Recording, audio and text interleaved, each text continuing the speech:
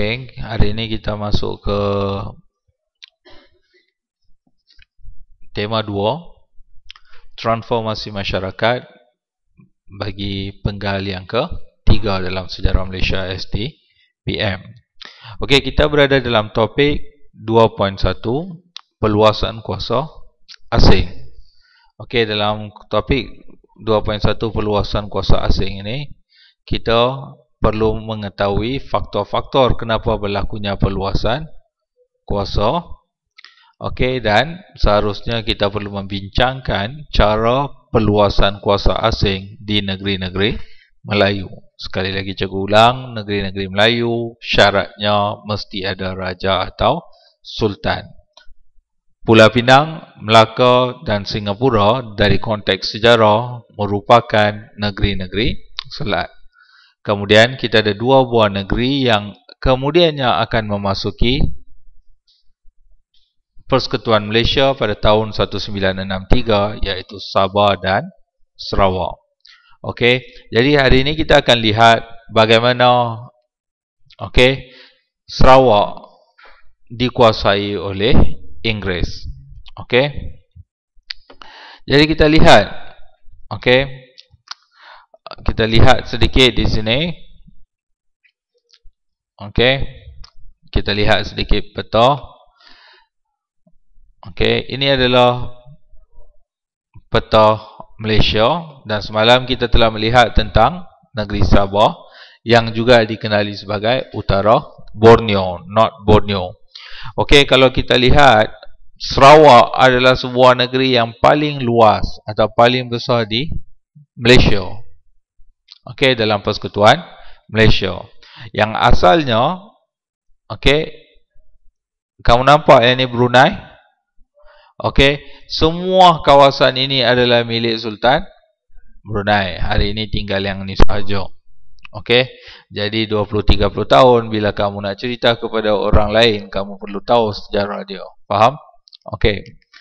Jadi, yang ni diambil ataupun dikuasai oleh SBUB, Syarikat Berpiagam Borneo Utara British. Sarawak juga semalam cikgu dah bagi tahu ada perbezaan dengan Tanah Melayu, iaitu pemerintahannya bukan secara langsung oleh kerajaan Inggeris, sebaliknya menerusi orang Inggeris atau syarikat Inggeris. Bagi Sarawak akan dikuasai oleh seorang bernama James Brooke. Okey, ataupun dikenali sebagai Raja Putih. Okey, ini untuk negeri Sarawak. Okey, seterusnya kita lihat. Okey, kita lihat supaya kamu lebih faham. Okey, dalam peta di sini, semalam cikgu dah minta kamu lihat untuk penjelasan yang lebih baik, untuk melihat buku tingkatan 2 terlebih dahulu. Okey, setengah jam takkan sampai, tapi kamu akan mendapat banyak perkara sebab penjelasannya adalah asas dan mudah. Kemudian baru kamu masuk kepada bahagian yang rumit. Okey, penguasaan Sarawak adalah berperingkat. Kalau kamu lihat di sini, awal di sini, boleh faham?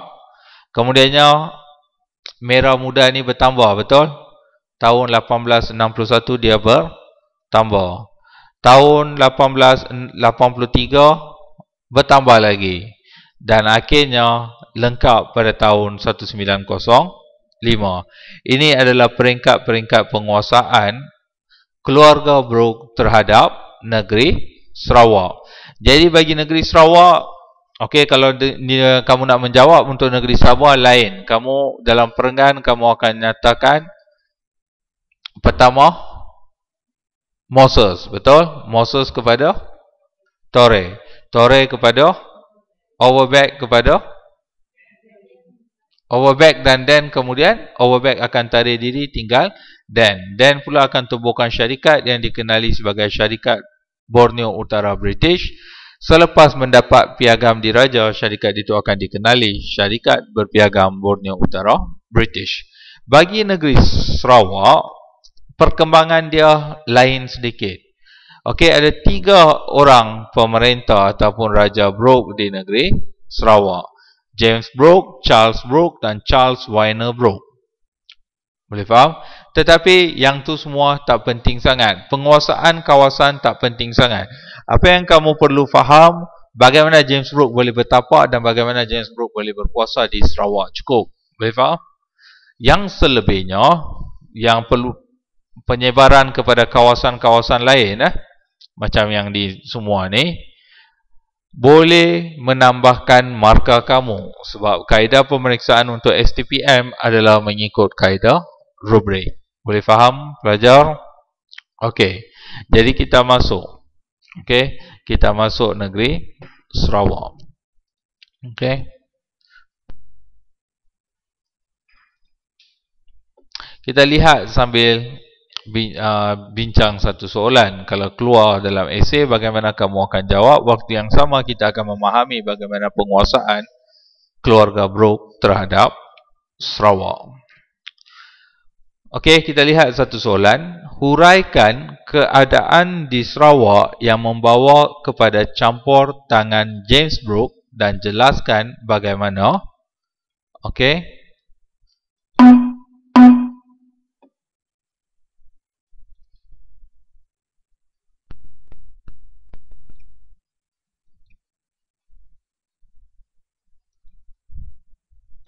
Okey, dan bagaimana, jelaskan bagaimana beliau meluaskan kuasanya di negeri tersebut. Jadi di sini kamu perlu memahami dua perkara. Keadaan atau situasi di negeri Sarawak yang membolehkan James Brooke berkuasa. Jadi kamu dah tahu keadaan yang macam mana wujud dan bagaimana James Brooke menggunakan keadaan tersebut untuk meluaskan pengaruh dan kuasanya ke negeri Sarawak. Boleh faham? Jadi kamu perlu memahami perkara pertama apa dia? Keadaan di Sarawak. Boleh faham? Kalau kamu tak memahami keadaan di Sarawak, tak guna kamu cerita bagaimana James Brooke boleh berkuasa. Okey. Pada asalnya, okey, kita lihat sedikit pendahuluan. Pada asalnya, Sarawak adalah sebahagian daripada kawasan naungan Kesultanan Brunei. Seperti yang cikgu dah ceritakan tadi. Kesultanan itu ditubuhkan kira-kira pada akhir kurun ke-15. Kurun ke-15 tahun dia berapa? 1400. Okey. Okey, iaitu tahun 1400. Penghujung tahun 1400, lebih kurang seiring dengan pembukaan Melaka. Melaka 1400, awal abad ke-15. Okey, kesultanan itu ditubuhkan kira-kira pada akhir kurun ke-15 dan mencapai puncak kegemilangannya kira-kira pada awal kurun ke-16, sekitar tahun 1500 mencapai zaman kegemilangan. Waktu ni kerajaan Melaka dah tak wujud sebab Portugis sudah menawannya pada tahun 1511. Orang Portugis dan Spanyol sering melancarkan serangan ke atas Brunei. Matlamatnya ialah untuk memonopoli perdagangan di situ. Keadaan ini memberi kesan buruk kepada ekonomi Brunei. Kekuasaannya mulai merosot pada akhir kurun ke-16. Apa yang nak disampaikan di sini, okey, akhir kurun ke-16 semua, kerajaan Brunei sudah bukan kuat lagi, faham? Sudah mengalami kemerosotan. Jadi, apa tindakan atau kaitannya dengan Sarawak? Kita lihat. Untuk mengatasi kemerosotan ekonomi, pihak Sultan meningkatkan kadar pungutan cukai dan ufti di kalangan rakyat dan di wilayah-wilayah naungannya. Okey, ekonomi kamu jatuh, kamu perlukan banyak duit. Bagaimana? Rakyatlah biasanya, betul? Dikenakan cukai yang tinggi. Jadi tindakan ini, kalau cukai tinggi kamu akan happy ke sedih? Bukan sekadar sedih, kamu akan naik marah juga, betul? Ini menimbulkan rasa tidak puas hati ataupun perasaan marah, dan akibatnya berlakulah penentangan-penentangan terhadap pemerintahan Brunei. Okey, kita lihat penentangan terhadap pemerintahan Brunei.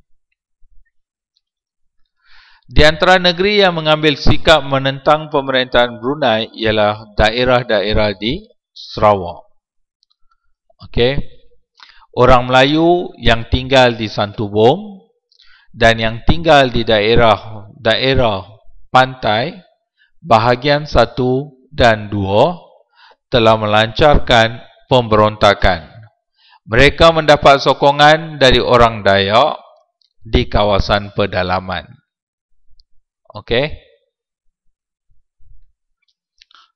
Mereka siapa yang menentang? Orang Melayu. Siapa yang membantu perjuangan orang Melayu? Orang Dayak.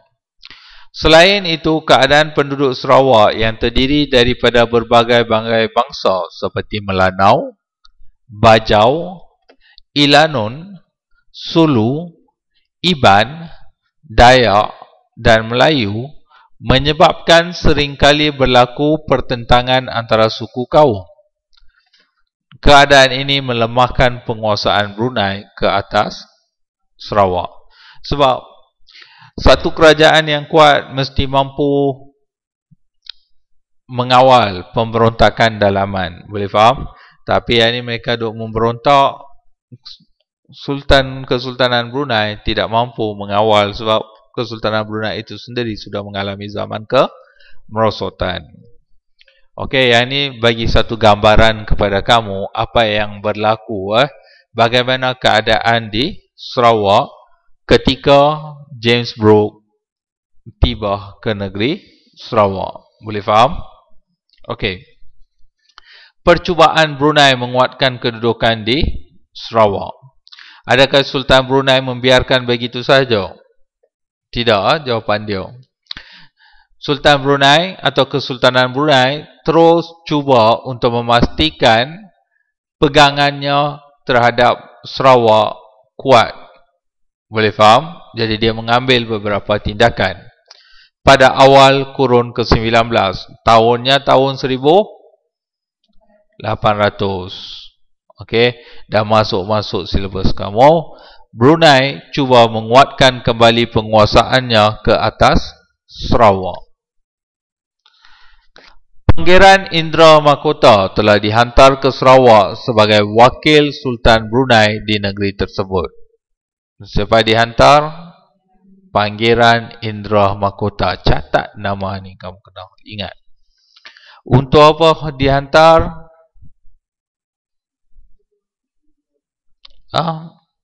Untuk menguatkan kedudukan Sultan Brunei di Sarawak. Kehadiran Pangeran Mahkota ataupun Pangeran Indra Mahkota menyemarakkan lagi penentangan penduduk-penduduk tempatan. Okey. Pada tahun 1836, satu pemberontakan menentang Pangeran Indra Mahkota telah berlaku. Tahun berapa? 1836. Pemberontakan itu diketuai oleh beberapa ketua Melayu tempatan seperti Datuk Patinggi Ali dan Pangeran Usop. Pangeran Usop adalah seorang buangan Brunei. Mereka bersatu dengan golongan Dayak serta didorong oleh kerajaan Sambas. Okey, kerajaan ini dah tak wujud lah.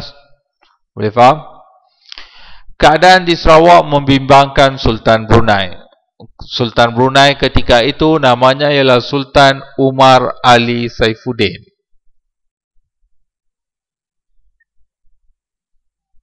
Okey. Beliau kemudiannya bertindak dengan menghantar pembesar yang lebih kanan ke Sarawak untuk menghapuskan dan meredahkan pemberontakan. Tokoh itu ialah Pangeran Muda Hashim atau gelarannya Bendahara Seri Maharaja Permaisuri Brunei. Gelaran tak payahlah kamu susah payah ingat. Faham? Yang perlu kamu ingat Pangeran Muda Hashim. Orang yang pertama dihantar ialah Pangeran Indra Mahkota. Kehadiran Pangeran Indra Mahkota menyebabkan berlakunya penentangan. Untuk meredakan penentangan, Sultan Brunei menghantar Pangeran Muda Hashim. Boleh faham? Okey, kita berhenti kat sini sekejap. Kita masuk tingkatan 2 sekejap. Okey. Di sini ya kita lihat perpecahan membuka ruang. Okey. Untuk pengetahuan kamu, Sultan Brunei telah membahagikan Sarawak kepada beberapa daerah. Setiap daerah ditadbir oleh ketua tempatan di kalangan orang Melayu dan orang Dayak. Ketua tempatan digelar Menteri Darat, Temenggung atau orang kaya. Mereka bertanggungjawab melaksanakan arahan dan memungut cukai. Okey. Pembesar-pembesar tempatan telah dilantik oleh Sultan Brunei untuk mentadbir wilayah Sarawak. Mereka berkuasa mentadbir Sarawak tanpa campur tangan Kesultanan Brunei. Maksudnya pembesar ini sebenarnya sudah memerintah dengan bebas. Ketika itu, okey, Sultan Brunei, walau bagaimanapun pada kurun ke-19, Sultan Brunei telah melantik seorang pembesar Brunei iaitu Pangeran Indra Mahkota sebagai wakil pemerintah Kesultanan Brunei di Sarawak.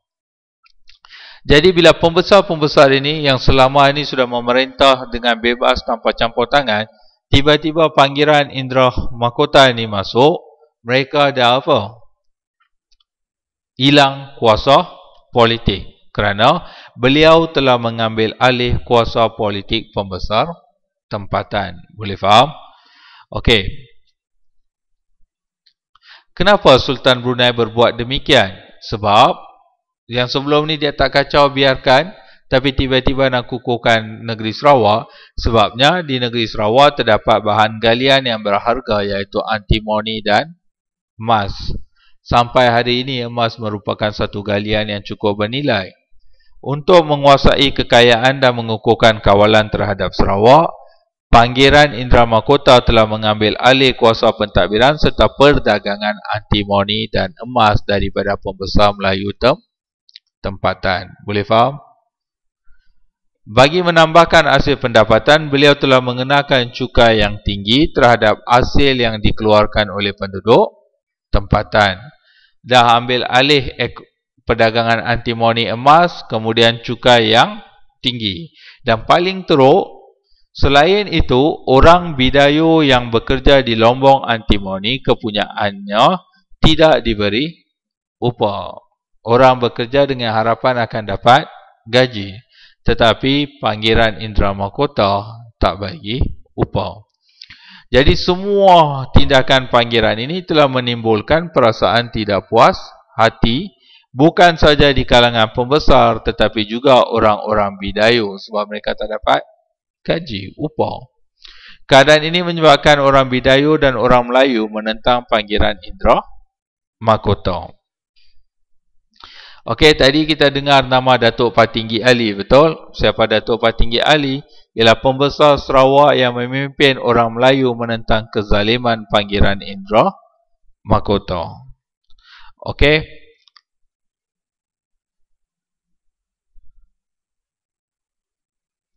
Seterusnya kita pergi balik ke sini. Okey. Jadi kamu dah tahu sebab penentangan apa yang Pangeran Indra Mahkota buat, betul? Dia buat 3 perkara. Satu apa dia? Ambil alih perdagangan antimoni dan emas. Yang kedua, cukai yang tinggi. Yang ketiga, tidak membayar upah kepada siapa? Orang Bidayuh yang bekerja di lombongnya. Okey? Kamu boleh tulis benda ini sebagai maklumat tambahan kepada pemeriksa nanti kalau soalan ini keluar. Boleh faham? Lagi banyak maklumat yang kamu bagi lebih baik. Kamu akan mendapat markah yang lebih baik. Kamu akan memberi satu persepsi yang baik kepada pemeriksa bahawa kamu mempunyai pengetahuan yang mendalam akan campur tangan James Brooke di Sarawak. Boleh? Okey. Kehadiran Pangeran Mahkota. Okey, yang ini dah habis, betul? Kemudian dilantik Pangeran Muda Hashim atau gelarannya Bendahara. Ini. Okey, kita lihat. Pangeran Muda Hashim bukanlah tokoh yang paling tepat untuk menghadapi dan menghapuskan kekacauan di Sarawak. Sebab beliau seorang yang berperibadi lemah. Segala percubaannya untuk menentang pemberontakan tidak berjaya. Okey, kepribadian pemimpin itu akan membawa sesuatu perubahan besar, betul? Kalau seorang itu mudah dipengaruhi, lemah dan sebagainya, dah tentu dia tak dapat menyelesaikan masalah ni. Boleh faham? Jadi sekarang ni berlaku pemberontakan di Sarawak. Sepatutnya dihantar seorang yang lebih apa? Tegas, betul? Kalau kamu tengok campur tangan Inggeris dalam banyak perkara, dia akan hantar kapten. Okey? Kapten Low dan sebagainya, sebab mereka ni orang tentera. Okey, kita lihat seterusnya. Bagaimana penglibatan James Brooke boleh berlaku. Okey, sekarang kita dah tahu keadaan di Sarawak. Kamu dah tahu betul? Sudah tahu atau tidak? Sekarang, keadaan itu memberi ruang kepada James Brooke untuk campur tangan. Kita lihat sedikit. Okey, kita lihat sedikit buku tingkatan 2, tak salah. Okey, siapa James Brooke? Kamu tengok dalam gambar ni. Inilah James Brooke. Adalah seorang bekas tentera. Dia adalah bekas tentera Syarikat India Timur Inggeris yang pernah terlibat dalam peperangan di Burma. Selepas bersara, beliau melibatkan diri dalam kegiatan perdagangan. Beliau berlayar dengan kapalnya bernama Royalist. Dia ada satu kapal, Royalist, dan berusaha mencari kawasan perdagangan di Tanah Melayu dan Sarawak. Okey, jadi ketika ni ada satu pepatah, bagai orang mengantuk di sorong bantal. Sebab apa dia? Raja Muda Hashim akan menerima kunjungan seorang pedagang British yang bernama James Brooke. Jadi apa yang berlaku? Raja Muda Hashim telah meminta bantuan daripada James Brooke untuk menamatkan kebangkitan tersebut. Pangeran Raja Muda Hashim berjanji, kamu lihat, kalau kamu menamatkan kebangkitan tersebut, Raja Muda Hashim berjanji akan melantik James Brooke menjadi Gubernur Sarawak sekiranya kebangkitan itu dapat ditamatkan. Boleh faham? Sudah ada janji kat situ. Siapa yang janji?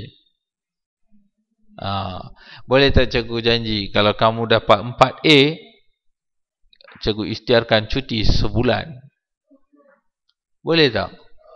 Sebab apa tak boleh? Tak ada kuasa. Di luar bidang kuasa. Pengetua pun tak ada kuasa. Yang ini bidang kuasa Kementerian Pelajaran Malaysia. Jadi Raja Muda Hashim ada kuasa atau tidak? Tak boleh sebenarnya. Boleh faham? Di luar bidang kuasa Raja Muda Hashim. Okey. Jadi apa yang berlaku? Tengok gambar ni untuk yang sukar memahami. Kamu bagi bantuan ketenteraan, dia pula duk fikir macam mana boleh cari duit. Tiada orang akan tolong kamu dengan free, ya. Dengan bantuan dan kekuatan ketenteraan James Brooke, Pangeran Raja Muda Hashim berjaya menamatkan kebangkitan rakyat Sarawak. Tamat. So, apa tindakan Raja Muda Hashim sepatutnya selepas ni? Tunaikan janji, betul? Apa janjinya? Lantik James Brooke sebagai. Okey, kita lihat. Kita lihat sedikit. Pangeran Raja Muda Hashim menyedari tindakannya menawarkan jawatan Gubernur kepada James Brooke tidak akan mendapat persetujuan Sultan Brunei. Boleh tak cikgu janji siapa menang kedai goreng pisang Aida, cikgu hadiahkan? Boleh tak? Boleh tak? Dah tentu akan mendapat tentangan daripada keluarganya, betul? Macam tu juga benda tersebut. Siapa Raja Muda Hashim untuk menawarkan Sarawak kepada James Brooke? Okey, jawatan Governor kepada James Brooke tidak akan mendapat persetujuan Sultan Brunei. Oleh itu, beliau melengah-lengahkan pelantikan James Brooke. Esoklah, nantilah saya fikir macam tu. Tindakannya menyebabkan James Brooke marah, lalu membedil bandar Kuching. Habis. Boleh faham? James Brooke telah memaksa Panggilan Raja Muda Hashim melantik James Brooke menjadi Governor dan Raja Sarawak yang pertama pada tahun 1841. Inilah yang berlaku untuk tahap yang rendah, faham? Kalau kamu lupa semua pun, kamu tulis yang ni pun, kamu dah ada markah, faham? Jadi lebih baik kalau kamu lihat perjanjian antara Panggilan Raja Muda Hashim dengan James Brooke pada tahun 1841, iaitu antara syarat perjanjian ialah James Brooke memerintah negeri Sarawak dan menguasai segala hasilnya. Kamu faham? Bukan sekadar memerintah, semua hasilnya milik James Brooke. Yang kedua, James Brooke harus menghormati dan memelihara undang-undang dan adat istiadat orang Melayu. Yang tu saja. Okey, adat istiadat orang Melayu James Brooke tak boleh kacau, tetapi hasil bumi segala-galanya dia boleh sapu. Boleh faham?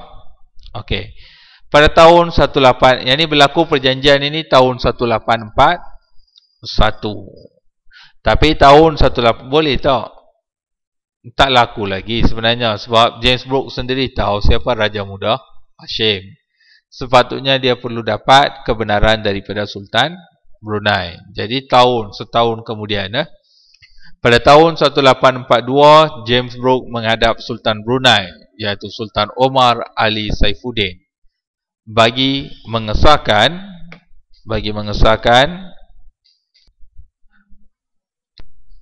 okey. Jadi pada tahun 1842, James Brooke menghadap Sultan Brunei, iaitu Sultan Omar Ali Saifuddin, bagi mengesahkan kedudukannya. Beliau bukan pergi macam tu saja. Beliau datang bersama-sama dengan Angkatan Tentera Laut British dari Singapura yang diketuai oleh Edward Fletcher. Okey? Boleh faham?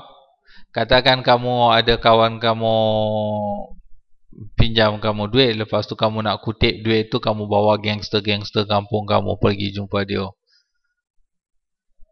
Dia nampak macam kutip duit tak? Macam itulah, dia bawa tentera dia sekali. Jadi apa Sultan Brunei akan fikir? Kamu tengoklah, kehadiran Angkatan British telah membimbangkan Sultan Brunei. Baginda terpaksa mengiktiraf perjanjian yang telah ditandatangani pada tahun 1841 antara Panggilan Raja Muda Hashim dengan James Brooke. Dia kata perjanjian ini sah, diperakui oleh Sultan Brunei. Boleh faham? Jadi perjanjian antara Sultan Omar Ali Saifuddin dengan James Brooke tahun 1842. Antaranya, Sultan Brunei menyerahkan Sarawak dari kawasan Tanjung Datu ke Sungai Samarahan dan menyerahkan segala hasil cukainya kepada James Brooke dan pewarisnya. Kamu nampak, dia bukan bodoh James Brooke. Dia kata, esok saya mati macam mana pula? Dia takkan pergi balik ke Sultan Brunei, sebab dia dah letak dan pewarisnya. Maksudnya, waris James Brooke pula akan kutip. James Brooke akan membayar $2,500 setiap tahun kepada baginda.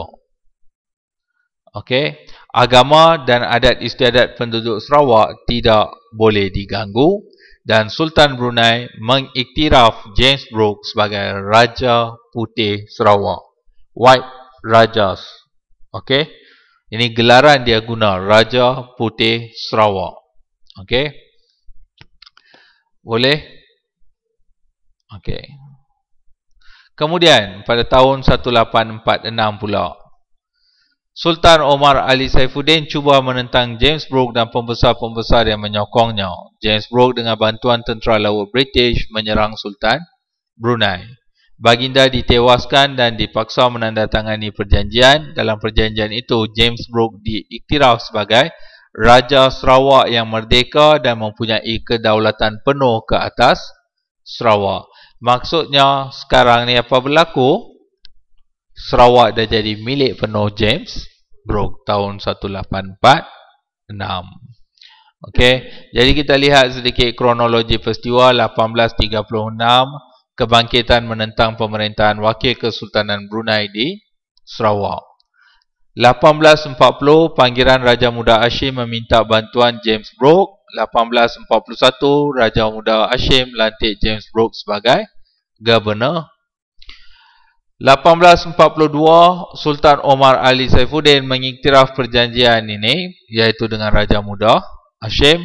1846, Sultan Omar Ali Saifuddin mengiktiraf James Brooke sebagai Raja Sarawak yang merdeka. Boleh? Itulah bagaimana Sarawak akan dikuasai oleh James Brooke. Jadi kita lihat dengan lebih detail pula. Yang tadi itu adalah secara umum, boleh faham? Okey, kalau kamu dah susah sangat nak ingat pun, benda yang asas tadi di buku tingkatan 2 boleh membantu kamu. Okey, pada tahun 1839, kita balik ulang semua benda yang sama, tetapi dengan detail-detail yang baru. Tahun 1839, berapa tahun sebelum James Brooke berdil Bandar Kuching? 2 tahun, betul? Tahun 1841 dia berdil, betul? Dan Raja Muda Hashim 41, dia memberdil Bandar Kuching. 46, dia menyerang Sultan Brunei. Ada perbezaan, Okey. Pada tahun 1839, seorang pengembara bangsa Inggeris bernama James Brooke tiba di Sarawak. James Brooke sempat menemui pembesar-pembesar Sarawak, termasuk Panggilan Muda Hashim dan Panggilan Indra Mahkota. Beliau telah menyampaikan permintaan daripada Governor Singapura. Governor Singapura juga kita panggil Governor Negeri-Negeri Selat, yang berharap dapat ditingkatkan perdagangan di antara Inggeris dan Sarawak. Jadi Singapura menjalinkan hubungan perdagangan dengan Sarawak selepas terjumpanya logam antimoni pada tahun 1824. Okey, jadi hubungan itu wujud sejak terjumpanya antimoni 1824. Tahun ini tahun yang sama dengan perjanjian Inggeris Belanda. James Brooke juga telah menyampaikan hasratnya supaya keamanan di negeri itu dapat dipulihkan dan usaha-usaha dibuat untuk menghapuskan gerakan pelanunan yang sangat menjadi di perairan Sarawak. Dia kata, kamu sebagai pemerintah, okey, saya harap tak berlaku lagi keadaan anarki, sebab kegiatan pelanunan menjejaskan kepentingan perdagangan Inggeris. Boleh faham? Mau tak kamu pergi berniaga di pasar malam kalau setiap minggu ada rompakan? Takkan, orang pun takkan pergi, betul? Macam itulah keadaan dia. Setahun kemudian, kamu tengok, 1839 dia pergi jumpa, betul? Sekarang setahun kemudian, tahun dia berapa? 1840. Dah masuk yang tadilah, yang di buku tingkatan 2. Okey, setahun kemudian James Brooke tiba semula di Sarawak. Beliau mendapati peperangan semakin hebat berlaku, keamanan pun tak pulih. Waktu inilah Panggilan Muda Hashim mendesak beliau supaya membantu. Dalam keadaan yang terdesak, Panggilan Raja Muda Hashim telah menawarkan sebahagian daripada Sarawak kepada James Brooke jika beliau dapat menghapuskan pemberontakan, terutamanya di lidah tanah. Ini nama tempat. Boleh? Ini detailnya. Okey.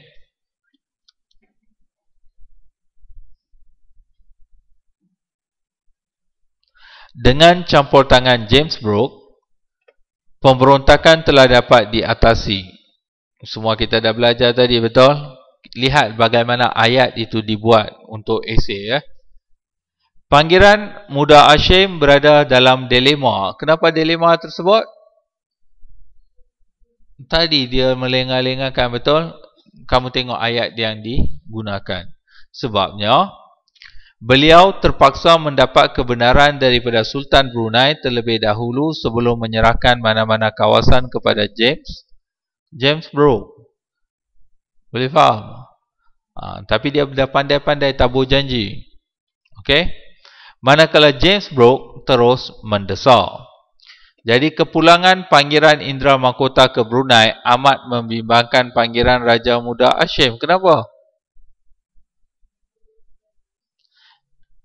Kenapa?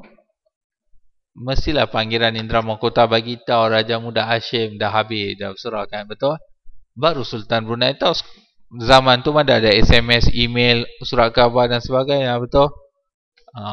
Dia ada janji kat sini. Waktu tu Raja Muda Hashim dan Pangeran Indra Mahkota berada di negeri Sarawak. Dah tentu Pangeran Indra Mahkota dah tahu, faham? Sekarang dia dah balik ke Brunei. Jadi dah tentu dia akan bagi tahu. Okey. Beliau menentang sebarang, okey, penyerahan kawasan kepada pengembara Inggeris itu sebab Pangeran Indra Mahkota menentang penyerahan. Sudah pasti beliau akan mempengaruhi Sultan supaya menolak cadangan penyerahan kawasan kepada James Brooke. James Brooke sendiri telah mengambil langkah-langkah yang tegas supaya penyerahan tersebut disegerakan. Tadi kita dengar membedil Bandar Kuching, betul? Ini yang berlaku. Di antaranya ialah dengan mengirim kapalnya Royalist dan diikuti dengan kapal perang Diana. Okey. Kapalnya bernama Royalist, tadi kamu dah tahu, betul? Kapal perang ni pula maklumat baru bernama Diana ke Brunei mengancam Sultan Brunei. Kemudian beliau memaksa Pangeran Muda Hashim supaya mengisytiharkan dirinya sebagai pemerintah Sarawak. Pangeran Muda Hashim tidak mempunyai pilihan dan pada 24 September 1841, James Brooke telah diisytiharkan di hadapan ramai sebagai Raja Sarawak. Pengurniaan itu kemudiannya disahkan oleh Sultan Brunei dan James Brooke mengambil gelaran Raja. Penyerahan itu hanya meliputi kawasan di bahagian pertama Sarawak sekarang ini sahaja. Boleh faham? Okey, jadi kamu tengok buku tingkatan 2 bagi maklumat tambahan sikit Bandar Kuching. Buku ni pula bagi maklumat tambahan. Jadi kamu kena pandai-pandailah connect maklumat tersebut. Okey, setakat ini sudah cukup untuk menerangkan bagaimana James Brooke boleh bertapak di negeri Sarawak. Kalau kamu boleh menulis eseinya dengan baik. Boleh faham? Jelas? Okey. Ada sebarang soalan? Okey, kita lihat maklumat tambahan. Yang ni semua tambahan sahaja. Okey. Pelantikan James Brooke menjadi raja menyebabkan ramai pemimpin masyarakat pribumi Sarawak marah. Mereka tidak mahu seorang bangsa asing masuk campur dalam al-ehwal masyarakat tempatan. Kegiatan James Brooke menjadi ancaman terhadap kehidupan mereka. Mereka bangkit menentang James Brooke. Okey, malangnya tindakan mereka mendatangkan ironi kepada mereka sendiri. James Brooke bukan sekadar dapat menghadapi penentangan yang dicetuskan, malah terus menguasai kawasan mereka apabila pemberontakan dapat diatasi. Boleh faham? Orang tu berontak, dia pergi tamatkan pemberontakan di situ, kawasan itu dah jadi milik James Brooke. Inilah caranya James Brooke dapat menguasai kawasan-kawasan lain sehinggalah menjadikan negeri Sarawak itu luas seperti sekarang. Boleh faham? Kamu tulis yang ni. Di antara pihak yang cuba membuat pemberontakan menentang Brooke ialah Ketua Masyarakat Iban. Mereka bekerjasama dengan Ketua Orang-orang Melayu dari Brunei. Pangeran Indra Mahkota misalnya telah bergabung dengan Syarif Sakib dan dari Sekrang. Boleh faham? Orang Dayak Laut yang dianggap sebagai Lanun oleh orang-orang Eropah. Kumpulan ini diketuai oleh orang-orang Arab. Pihak Inggeris melabelkan orang-orang Arab sebagai ketua Lanun dan pengedar hamba abdi. Sebab orang-orang Arab ni rapat dengan Dayak. Dalam orang Dayak ni orang Inggeris anggap sebagai Lanun. Orang Arab pula tolong orang Dayak. Jadi Inggeris labelkan orang Arab sebagai apa? Ketua Lanun dan pengedar hamba abdi. Misalnya Pangeran Usop dari golongan pemberontak Sarawak telah bergabung dengan Syarif Usman dan kaum Ilanun dari Teluk Marudu. Sultan Brunei sendiri merasa bimbang terhadap kuasa yang diperolehi oleh Brooke. Oleh itu beliau berusaha untuk menentang. Setelah berjaya membunuh Pangeran Muda Hashim, habis cerita dia. Diserahkan, betul? Pangeran Muda Hashim. Tokoh-tokoh yang dikatakan berbaik dengan James Brooke itu. Sultan merancang untuk membunuh Brooke dan mencolek Laksmana Cochrane. Jadi semua ni sebenarnya semua usaha itu telah gagal. Boleh faham? Jadi kamu tulis setakat itu cukuplah. Penentangan berlaku, James Brooke pergi tamatkan pemberontakan, kawasan itu sudah menjadi milik James Brooke. Benda-benda yang dibawa ni sebenarnya terlalu detail dan kamu tak boleh hafal dan tulis untuk tujuan peperiksaan. Tetapi satu demi sedikit, tahun 1853 Lembah Rejang telah diambil oleh James Brooke, manakala dalam tahun 1861 kawasan antara Rejang dengan Bintulu telah diserahkan oleh Sultan Brunei kepada Sarawak, ganti rugi sebanyak 4,500 setiap tahun. Semua ni kalau kamu nak tulis juga, kamu pergi ke yang ni, hafal yang ni sahaja. Hafal yang ni.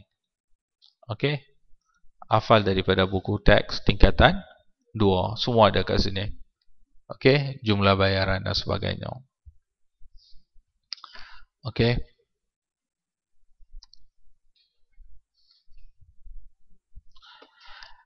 Ada sebarang soalan sebelum kita tamatkan kelas?